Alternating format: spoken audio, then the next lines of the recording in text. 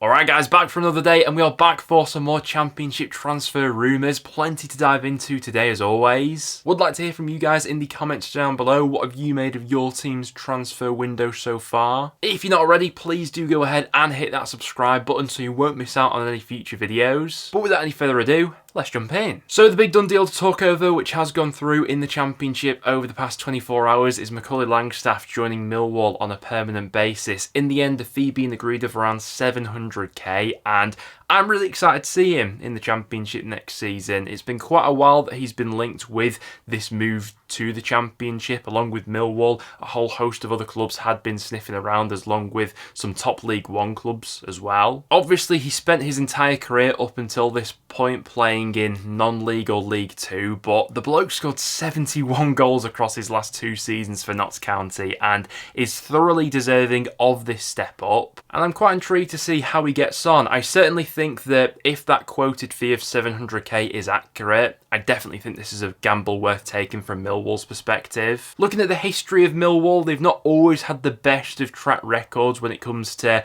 getting the maximum out of a striker. You know, sort of chance creation and scoring a lot of goals isn't always what we associate with Millwall. But with Tom Bradshaw looking likely to move on in this window, I think someone like Langstaff is a really sensible replacement who's got tremendous upside if all goes well. Lucian Mahavo's another youngster we've seen move from Notts County to the Championship as he recently completed his deal to Norwich City. I'd imagine he'd be initially going into their development squad. An outgoing from the Championship worth discussing is Charlie Cresswell has left Leeds United to join French side Toulouse. An undisclosed fee going through in the end, but believed to be around about 3.8 million that Leeds have picked up for the defender. A shame really that he never got much of a chance last season. Felt like coming off the back of a good loan spell with Millwall, with Leeds being back in the Championship, the stars had sort of perfectly aligned for Cresswell to be handed a chance, but that Leeds defence for so much of last season was so impenetrable that Cresswell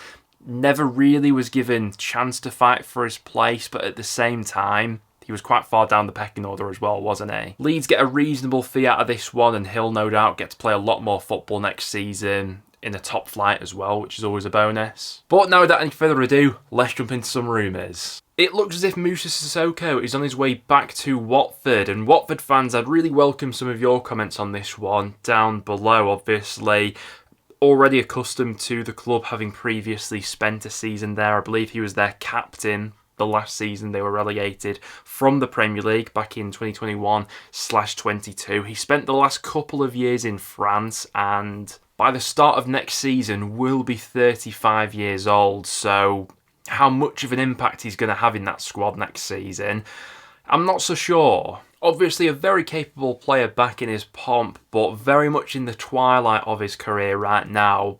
This one really depends on which version of Sissoko Watford are going to be getting here. He wasn't brilliant last time around at Vicarage Road, I didn't think, albeit that was in the Premier League. But he's a few years on from that now, set to turn 35 next month. Watford fans, I'd be interested to get some of your views on this one. Another name that I've seen linked with Watford is Arjani Martha. Along with Watford being interested, I've also seen QPR in the mix for the former Ajax man. Interestingly enough, Ajax did offer him a new contract at the end of last season, but he went ahead and turned that down and now is available on a free transfer. Featured in 12 first-team matches for Ajax last season, at a decent age as well. You could see why there would be a bit of Championship interest there. I think every Hull City fan knew that this move would be on the cards, but it does appear as if Jacob Greaves will be heading to Ipswich Town this summer. As of recording, Greaves has been given permission to head for his medical at Ipswich Town ahead of his move to Portman Road. Now the Tigers will bank a decent chunk of change for Greaves, but going about replacing him isn't going to be easy. He was one of the outstanding defenders in the Championship last season,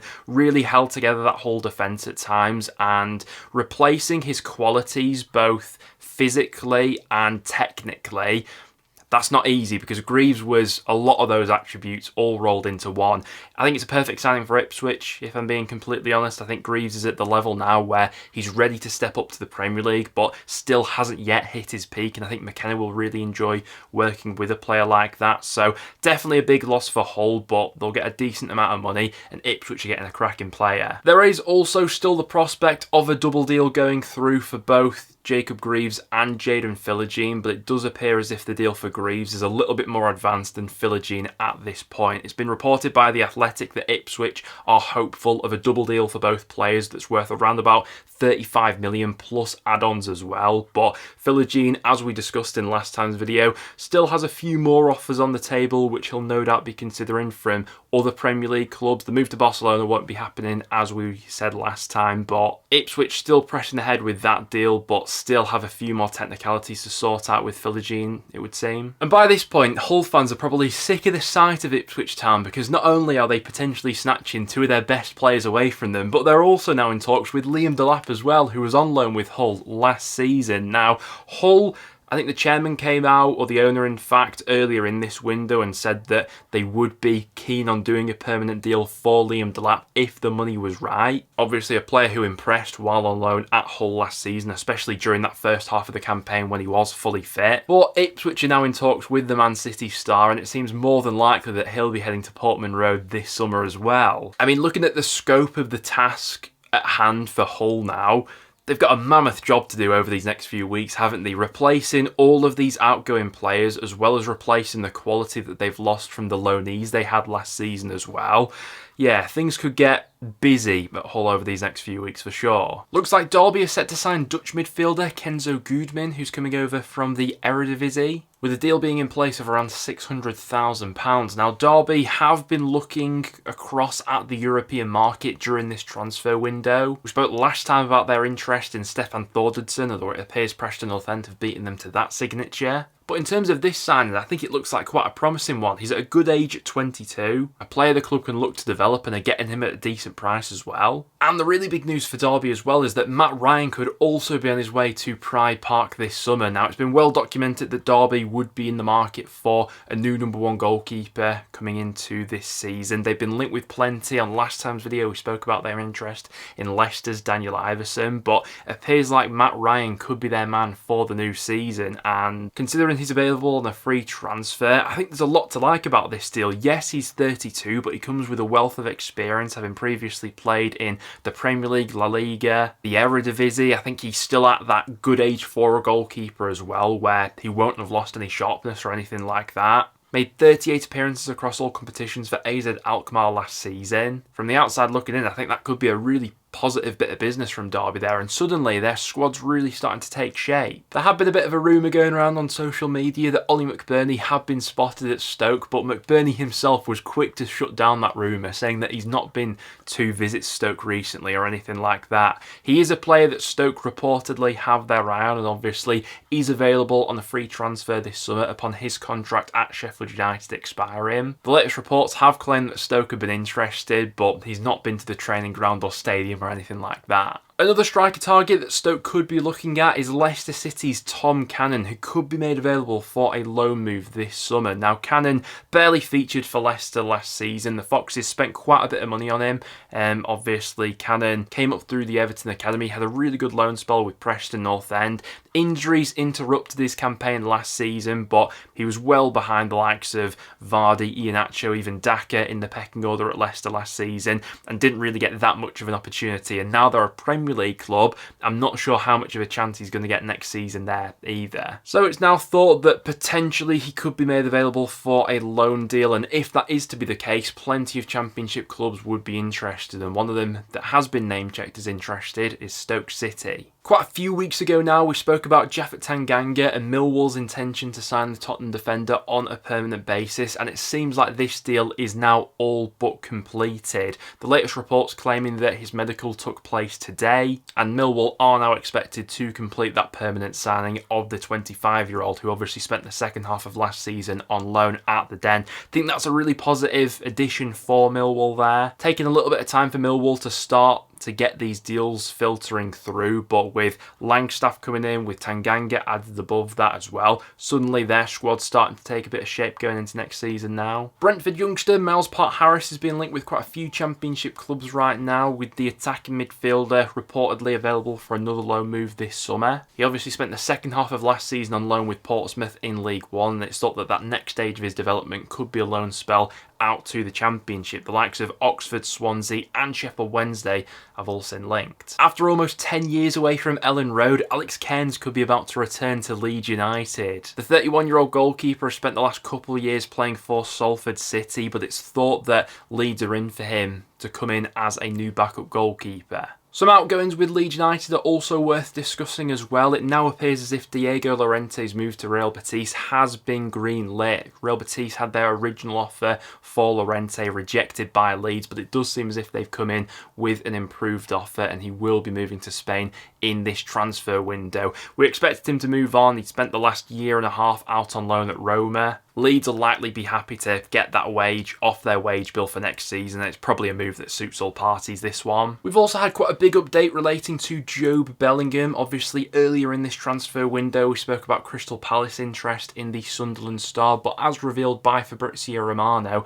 it's now his intention to stay at Sunderland for at least one more season to continue his development. And honestly, I think that's probably the right call. Bellingham got way more football last season than I initially expected him to at Sunderland, but they really put that trust into him last season, played a number of different roles, whether that was as a false nine, central midfielder, attacking midfielder. I think that extra year of experience in the Championship will do him the world of good. I don't think he's quite ready yet to be thrown into the mix of a Premier League side where he's starting most weeks. And I think Sunderland's a decent environment where he can continue that development. QPR defender Jake Lock-Salter is being linked with a move to Wolves. Earlier in this window, we saw Stoke City being linked with the QPR star, who's obviously coming off the back of a really good season for them. But it now appears as if a number of clubs are interested in the QPR defender. The Wolves' interest is the most recent one, obviously with them looking for a replacement for Max Kilman. Along with Wolves, the likes of Burnley and Crystal Palace have also been sniffing around with this one. Could Alan Brown be on his way to the Turkish Super League? We've spoke previously about Sheffield United and their interest in the former Preston midfielder. Looks as if any potential takeover for Sheffield United